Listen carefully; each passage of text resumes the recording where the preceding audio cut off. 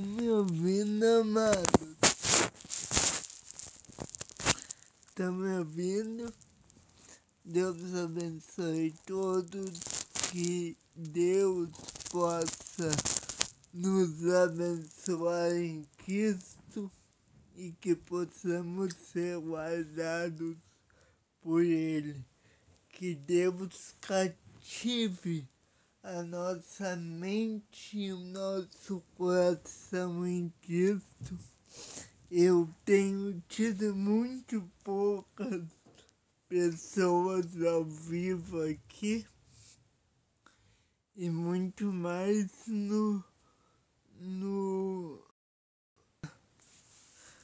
já que vocês falam de efeito, mas eu não tô com efeito nenhum. Eu não sei o que vocês estão falando.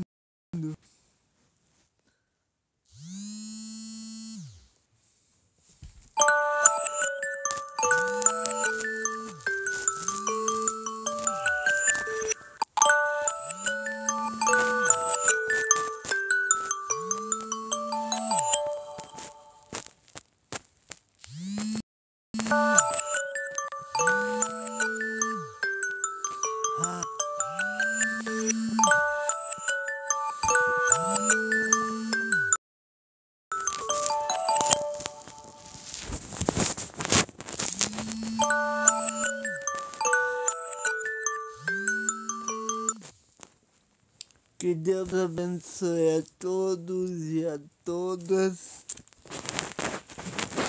Vocês estão me ouvindo bem, amados? Sinceramente, eu não consigo. Tô tentando agitar aqui, mas eu não sei o que. Já lives do pessoal vem reclamando do efeito. E eu não sei, eu já tentei arrumar aqui no TikTok. Eu já tentei colocar. Deixa eu ver se eu consigo.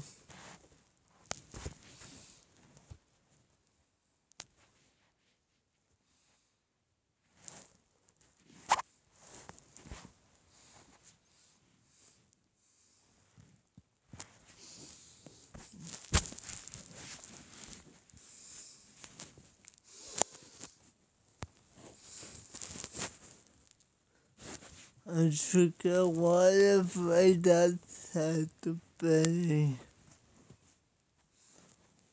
Conseguiu? Acho que agora.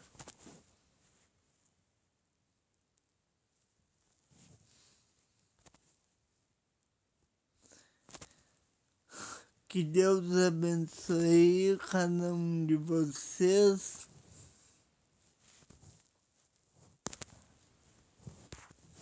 Queridos, hoje eu quero falar de um assunto muito importante. Eu quero trazer aqui, evocar a Escritura, para que nós possamos falar bem da Escritura. O apóstolo Paulo, quando se dirigiu à igreja de Filipos, a gente não tem ainda uma exposição em Filipenses, mas é interessante nós analisarmos uma passagem. Só um minuto, analisarmos essa passagem, porque ao longo da Escritura nós vemos o Senhor dando uma ordem para nós, e esta ordem é estabelecida sobre alguns preceitos da palavra de Deus que devem ser levados em conta. O que o apóstolo Paulo estava falando quando ele ordenou a igreja aos irmãos de Filipos de sermos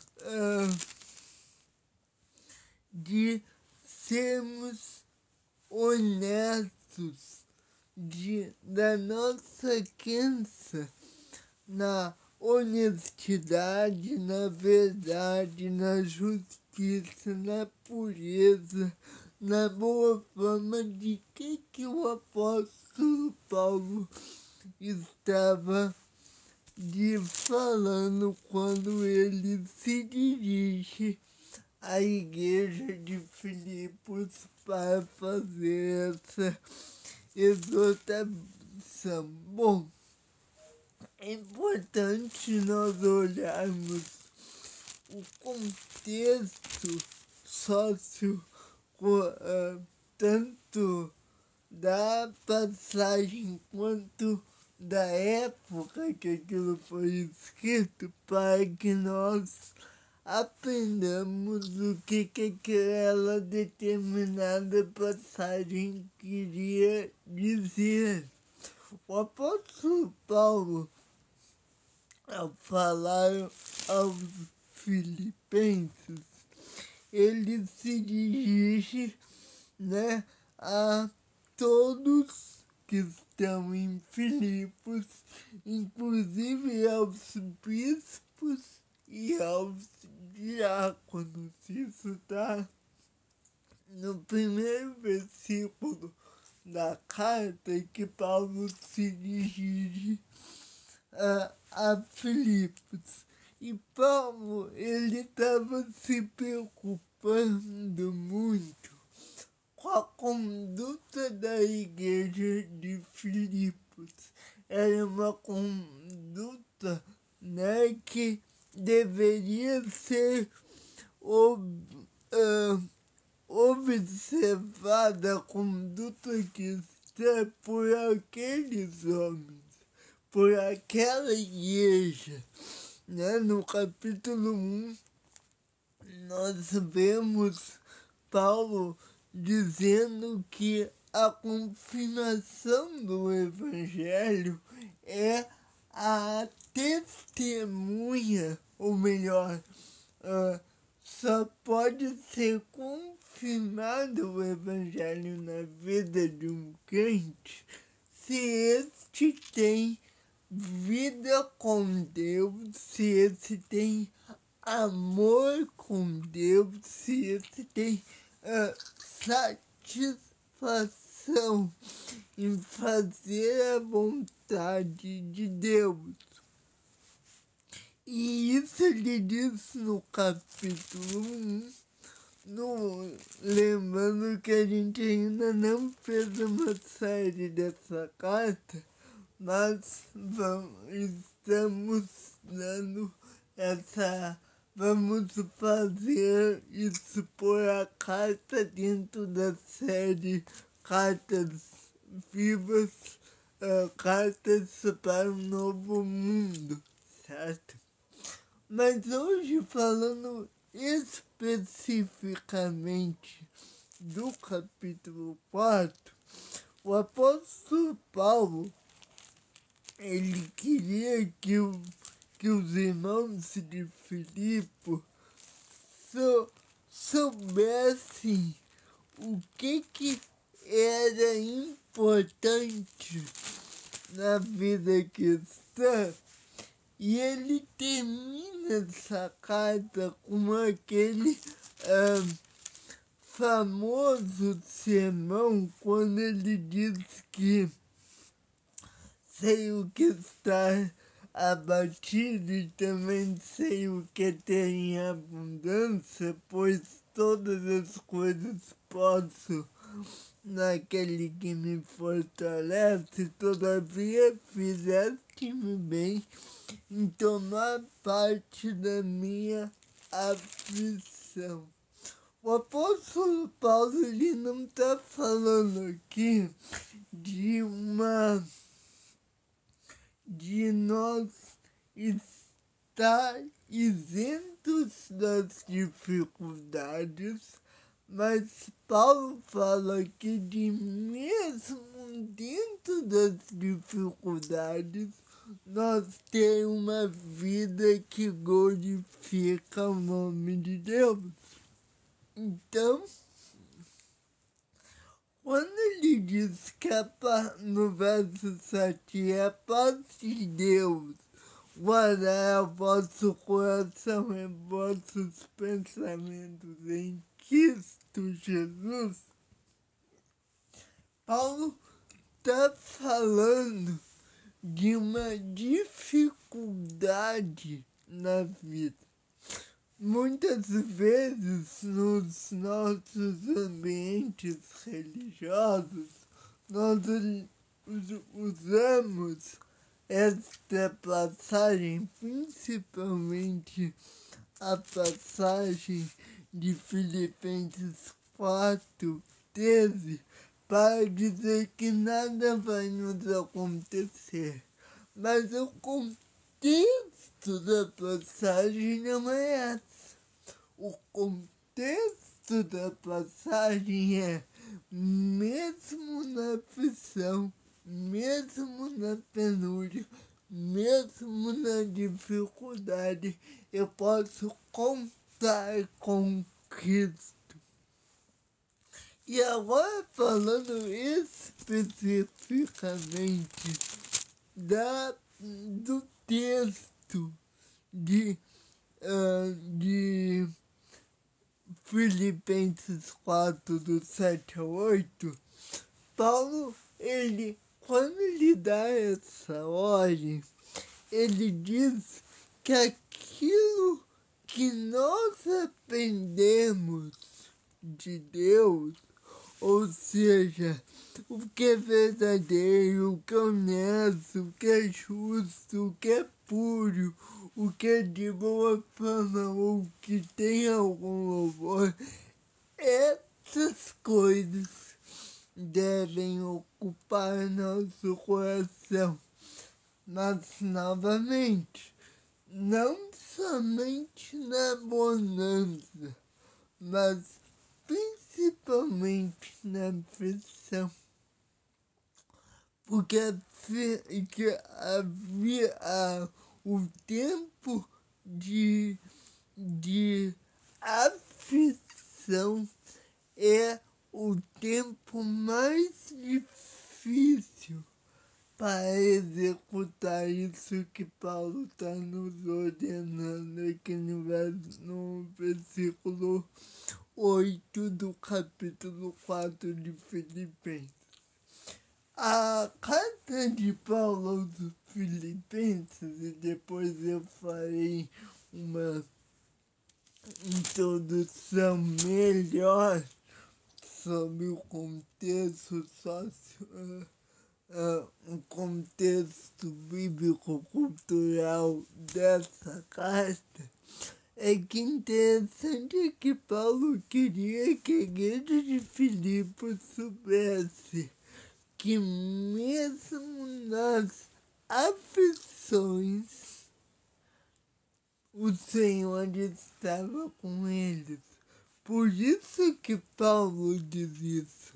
Não, Paulo não está dizendo que o Senhor ia livrar a igreja das aflições e das provações. Não, Paulo está dizendo exatamente o contrário. Paulo está falando que mesmo na aflição que é claro como o dia que a igreja passará, ele está conosco. Olha o que diz o prefácio do capítulo 4. Isso, então, estou me referindo ao capítulo, ao verso primeiro. Portanto, meus amados e muito queridos irmãos, minha alegria e coroa, assim estáis firmes no Senhor, amados. Paulo não está falando de um tempo de bonança. Paulo está falando de um tempo de provação, mas mesmo nesse tempo de provação, é o que Paulo pede à igreja de Filipos, que eles possam estar firmes no Senhor. E é interessante nós analisarmos isso, por quê? Porque o capítulo 4, ele tem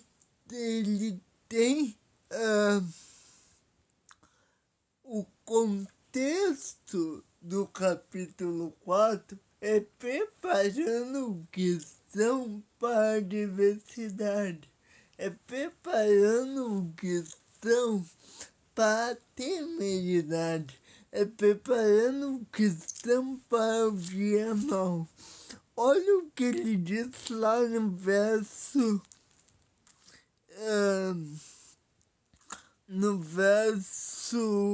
3.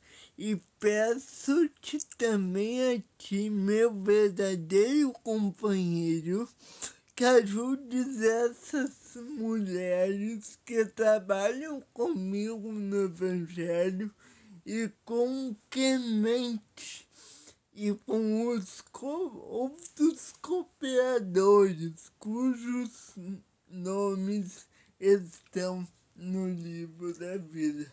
Então, Paulo adverte um irmão aqui de Filipos a cooperar com a igreja para que ele passe pelas provações.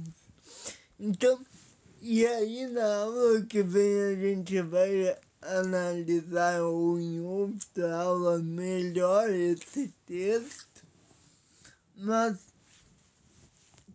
eu queria deixar bem claro aqui uma coisa. Paulo não, a ideia de Paulo aqui não é que Deus irá nos livrar das provações. A ideia de Paulo é o contrário. Mesmo nas provações, nós podemos, aquilo que ele diz lá no versículo 13, posso todas as coisas naquele que me fortalece. E por que isso é importante? Porque, volto a repetir,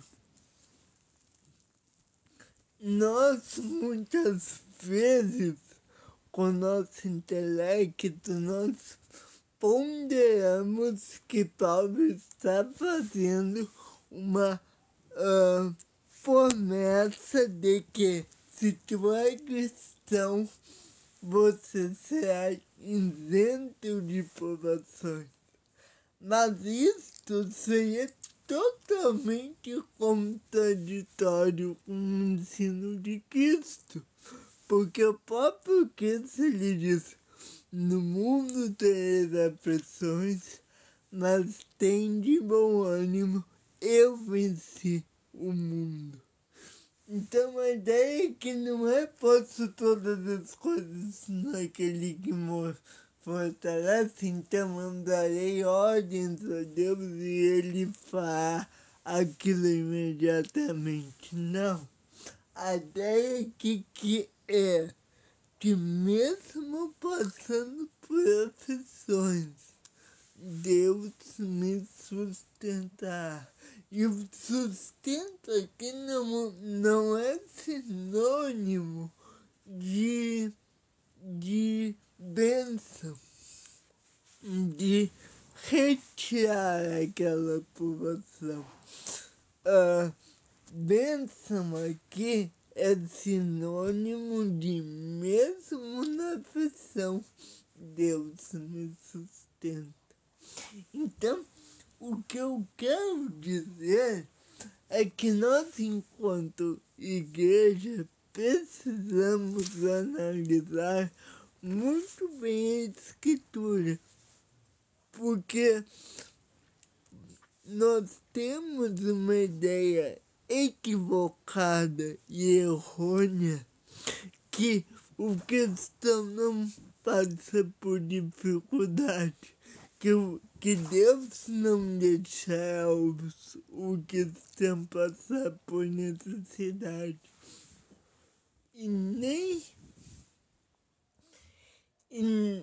Nós não vemos na história do Novo Testamento, na história do Antigo Testamento, na história da era da igreja, nem na pré-história, né, de Éden, no Éden, quer dizer, logo depois do Éden, né? Nós não vemos a ideia de Deus não mandando provação para os seus filhos, ao contrário.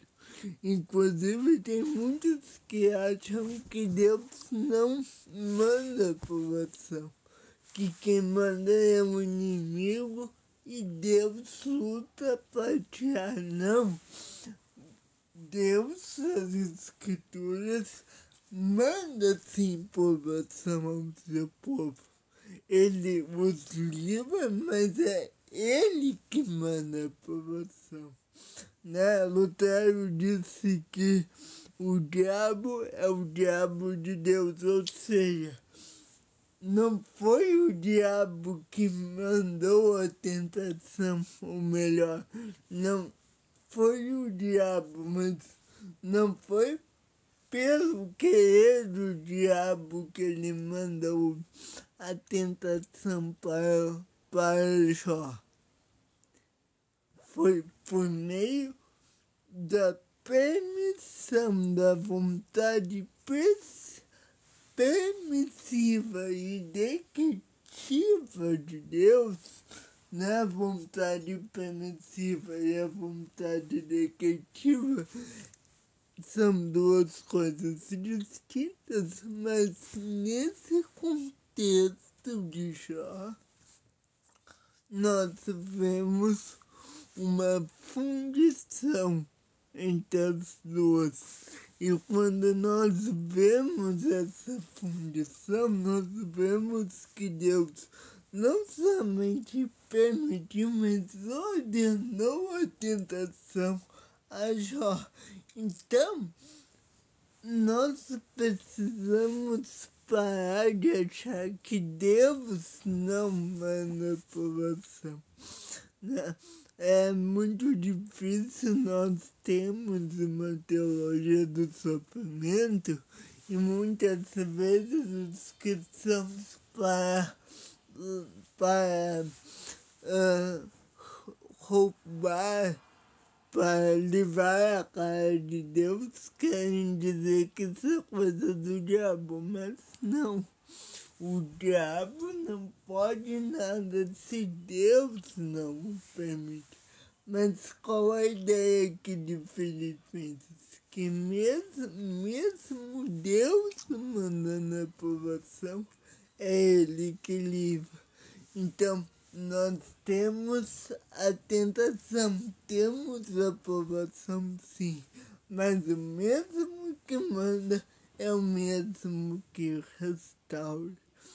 Então, como disse, essa ainda não é uma análise completa desse texto, porque ainda temos várias coisas para ver aqui em Filipenses 4, em toda a carta de Filipenses, mas a ideia é que de Paulo quando escreveu os Filipenses é esta, que Deus ele não somente manda aprovação, mas é Ele que os livra da aprovação e da tentação. E aí a gente pode também fazer uma separação entre tentação e provação, né? Tentar, né? A Bíblia diz que Deus não tenta ninguém, mas Ele usa a tentação, né? Aí você pode me dizer assim, mas então quem tenta? Quem tenta é o diabo. Por isso que existe, ao meu entender, uma separação entre tentação e provação. A tentação vem do diabo, a provação vem de Deus. Mas o que isso tem? Qual é a diferença, né? Como nós vemos essa diferença na prática? Muitas vezes a gente, quando acontece algo, nós precisamos ver se aquilo é para nos ensinar algo ou se aquilo é apenas para nos jogar para baixo, né? E daí, tendo essa resposta, você consegue então fazer uma distinção. Mas mesmo na tentação, é Deus que permite. Então, por isso que Lutero diz que até o diabo é o diabo de Deus. E hoje foi só uma explanação de um texto, na verdade uma análise abrangente de um texto, mas a gente ainda nem entrou em Filipenses. A gente vai terminar o Romanos e depois entrar nisso, certo? Mas qual é a nossa esperança? Que mesmo com as provações, um dia o Senhor nos dará a sua mão e a sua proteção. E de fato, não, ele já nos dá isso hoje, certo? Mas um dia, como diz Apocalipse, ele enxugará de nós toda a lágrima, né? Até a Teodiceia, que é o campo da teologia que estuda o problema do mal, né? E que os teólogos não acham. Nós não conseguimos explicar como, sendo Deus um Deus bom, existe tanto mal no mundo. Esse é o problema da Teodiceia, né? Uma palavra que vem do grego Theos, é Deus, e Ceia. Agora não me lembro bem a divisão aí. Mas a Teodiceia é o estudo de como justamente sobre o problema do mal no mundo. Nós vamos estudar isso mais pra frente aqui no canal. Mas a mensagem do apóstolo Paulo aos Filipenses é: ficam firmes, porque um dia Deus dar todo o descanso, como João disse no final do Apocalipse. Então, é isso. Agora também existe uma outra compreensão desse texto, que é o seguinte: aquilo que é verdadeiro fala de uma responsabilidade nossa, não somente em confiar, mas em cumprir tudo aquilo que Deus ordena, ou seja, na verdade, no amor, na sabedoria, na justiça, na boa fama, na honestidade. Tudo isso é uma responsabilidade nossa em responder a nossa fé. Então hoje só foi uma análise simples desse texto, mas assim que acabarmos Romanos, vamos tentar fazer uma análise mais elaborada, não somente desse texto, mas de toda a carta dos Filipenses. E nessa mensagem também é importante termos em vista que quando Paulo escreve a carta aos Filipenses, dentro da nossa mensagem Carta para o Novo Mundo, nós precisamos ter aquela ideia de que Deus, ao revelar essa carta ao apóstolo Paulo, ele também queria que o mundo, e principalmente a igreja, compreender que ele, para estabelecer um novo mundo nesta terra, os cristãos precisavam ter essa relação entre um Deus soberano e um Deus bom, para que os homens pudessem, mesmo não entendendo, porque Deus faz o que ele faz, mesmo não compreendendo isso, pudessem acreditar nele, como se faz isso pela fé.